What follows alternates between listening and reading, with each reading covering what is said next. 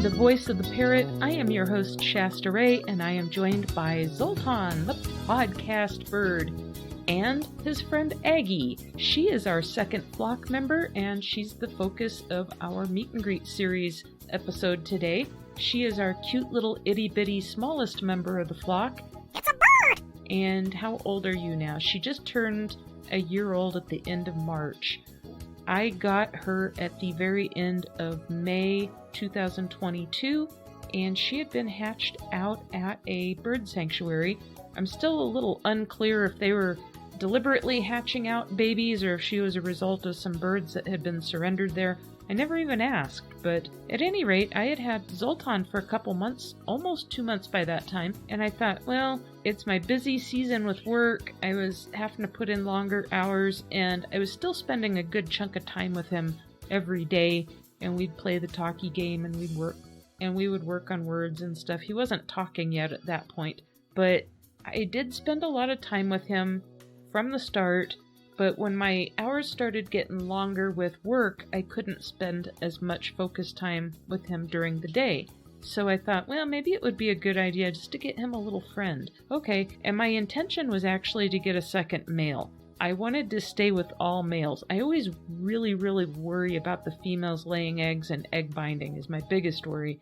And then part two is I have no intention of breeding birds, so it's always easier to just stay with one gender if that's your intention. So that was my mindset, but I'm not picky. So I picked a day. I had called ahead a day or two ahead. I think I had to set an appointment actually to go pick her out. And I don't think it was a weekend. I think I went like on a Monday or a Thursday or some oddball day of the week and brought her home.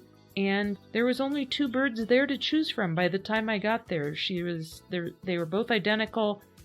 Both female, and the only difference was that her sister was missing her tail feathers. They'd busted off for some reason, and she had this little tiny stumpy butt, and that bird was super duper duper skittish. Aggie was finger tamed.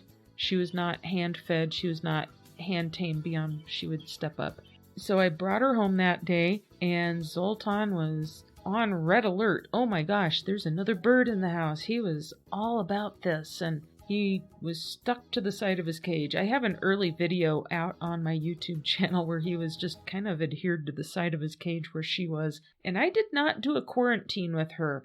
I just decided to live dangerously. I do not recommend doing that. You should always quarantine your birds. But I guess I was kind of over anxious and willing to take the risk involved. And I wasn't too worried about it. She was very young and it was a very clean sanctuary. I was very happy with the presentation of the place and how they do things. So I brought her home and she transferred to the new cage really easily. No stress, no drama, just step up, move her over. And Zoltan had full view of her, and she was already eating a little bit of some veggie chop and herbs and cilantro and basil and stuff like that. So she was already pretty good about munching on greens and veggies and stuff.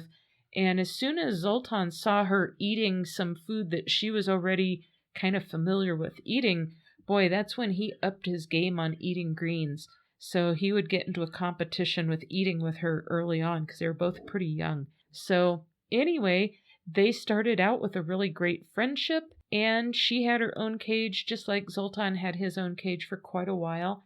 One thing that's unusual about Aggie is that she talks. Now, she doesn't talk much, and it's very garbled, and it's very sparse and not very often. But she says pretty bird, and I thought I had caught her saying this more than once over the months, but I wasn't sure if it was Zoltan, and I just wasn't paying attention, but I was like, it sounded more like it came from that direction, and I would just kind of shrug it off. Well, the cage that I currently keep her and Moose in is a divided cage, and it's closer to my work desk. And one morning I was working before I got them out to bring them into the bird room, and I had their cage uncovered, and I heard her, pretty bird, and here again, it was very garbled. She has a very gravelly voice when she does talk, but she does say pretty bird. Now, most of the time, female birds will not talk as far as the budgies go. It's not saying they won't. Sometimes they will, on rare occasion. They have the same vocal structures as the males. They have the same vocal capabilities as the males. They just tend not to mimic human speech. I don't know why. There goes the rogue fly. There is a rogue fly in here tonight. So if he makes an appearance, I guess it's part of the show. Anyway, yeah, so she's my unusual little tiny itty bitty girl, and occasionally she will get my attention by throwing an occasional vocalization out there that I'm not expecting in the moment. So she's very cute. And all budgies have the same basic shape beak with the upper and lower jaw. Most of the time the feathers around their beak covers the sides where the upper and lower come together. Now her feathers on the sides of her face, maybe it's just because she is so tiny, she doesn't seem to have quite the amount of fluff on her face. So you can see the shape of her little mandibles, and she always looks like she has a perpetual little sly grin going on. She always has this little happy face, this little happy expression, and it's the fact that you can see her whole beak.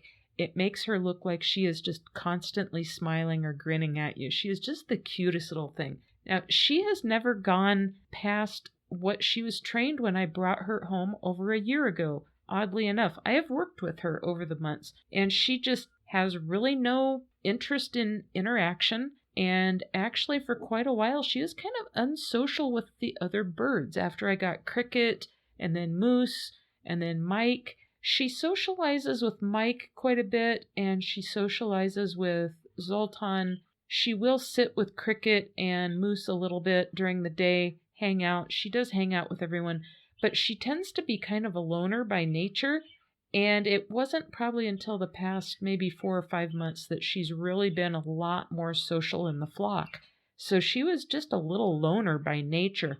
Didn't play with toys, didn't play with shred toys, just content to sit there and be solitary and watch what was going on around her. And she'd get in on chirping contests and singing contests, and she eats well. She's just got her own little... She's just fluffing herself up. Her and Zoltan are having a little private conversation, it looks like, over there. Anyway, she would just kind of stay to herself most of the time, but she's not terrified of me. She will play the chase game a little bit, just to be an ornery little one. But the one thing about the females, and she is no exception to the rule, is they will get really territorial over food dishes. So during the day when the whole budgie group is out, they're playing and they're running around, they're doing their thing, I always have a good amount of food out. And then they spend a lot of time in the cages by choice. So the cage doors are always open. I have tons of different perches in there. I have different food supplies in there, water supply outside of the cages. And then I have greens and stuff all over the place for them to play with and shred up and tear up and eat and everything. So they have a diverse area to play in and a good amount of space that they're pretty content to stick around in. But even so, she will still pick a spot and chase the others away, and she plays the chase game and won't let them near a dish or a water supply sometimes. So if any of you are thinking about getting multiple budgies, and any of them are going to be female, especially if you have multiple females, they'll get this way with each other like crazy. Make sure you have at least one food bowl and one water source per bird per cage. So if you have 2 females in a cage, there needs to be 2 of everything. I take it to an extreme and go 3 of everything because they'll just guard everything, and the other one needs to be able to get to it, and one will sometimes make the other one's life a living hell. They really will. Other ones, not so much. It's personality, and then I think it's also based on, are they having a hormone fluctuation? You can tell by the shade of their nose usually. Typical colorations on budgies, unless they're kind of a oddball pied color or a white or some of those Latinos and different mutations that way, typically the females will start off with a blue or white or a bluish white nose, and then as they hit maturity, it turns kind of a crusty, crumply brown color. And when they're in really heightened hormonal status, it gets really dark brown. So you could call them little brown nosers, really. But they are bold little birds, and they are fearless. And I think they're just geared that way because when they are in a reproductive mode, as they are supposed to be as an animal, that's what they do. They're going to fight for resources. They're going to make sure their offspring is provided for. And when it comes time to reproduce, they get all the food so they can feed their offspring. Screw everyone else. I think that's kind of their general attitude and why they are kind of geared towards that behavior. So here again, kind of watch it. But with her, it's really interesting because she is so tiny and she will just chase everyone away. It doesn't matter. And she squawks at them. And then it's over with, and then they're hanging out together. So sometimes it's all show also. They get in a mood, they play, and they entertain themselves. So that's Aggie. I named her after Agnes Moorehead, mostly because, here again, I love podcasting. And for those of you who don't know, Agnes Moorehead actually got her start as a radio actress. And I always thought that was just the coolest thing. I love it. And I actually listen to podcasts of those old radio shows that she starred in, and it is just a fun time. I listen to them at nighttime. So anyway, when I picked Aggie out and I was bringing her home, she was in that little carrier that I had mentioned in Zoltan's episode. I'll put the link in the show notes and also on the blog if anyone is looking for a good little carrier for a small bird or a couple of budgies to get them from point A to point B. Really good little carrier, won't break the bank, and it comes with a perch that you can put inside of it. So handy. But when I was bringing her home in that carrier that day, her feathers were just this beautiful, she's blue, but in the sunlight she has kind of almost a teal edge to it. And she looks like the same color as Endora's eyeshadow on Bewitched.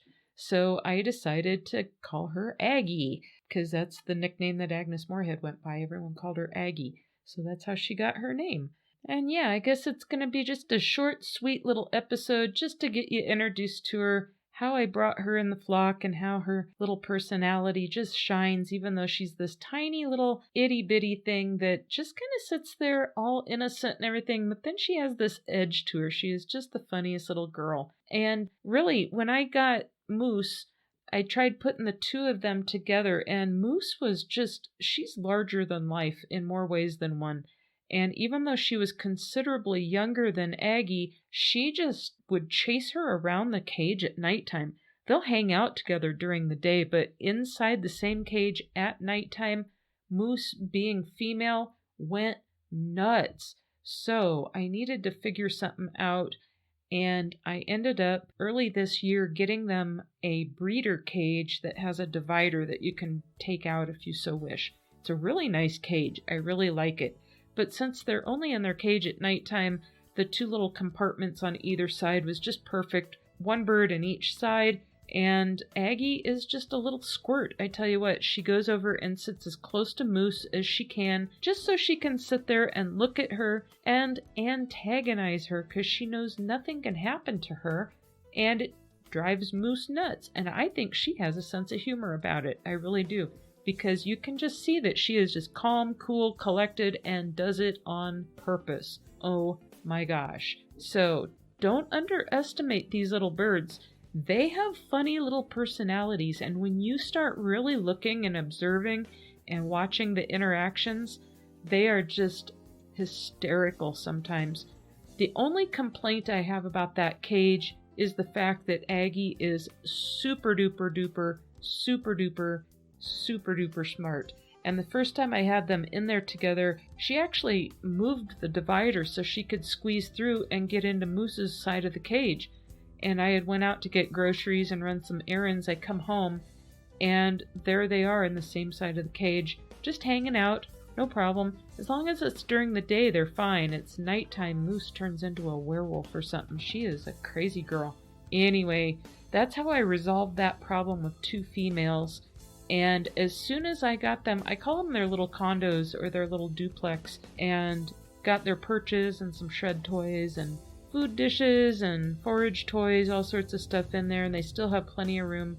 I could tell Aggie was beside herself. She just loved it. She loved having her own space again. She knew it was hers.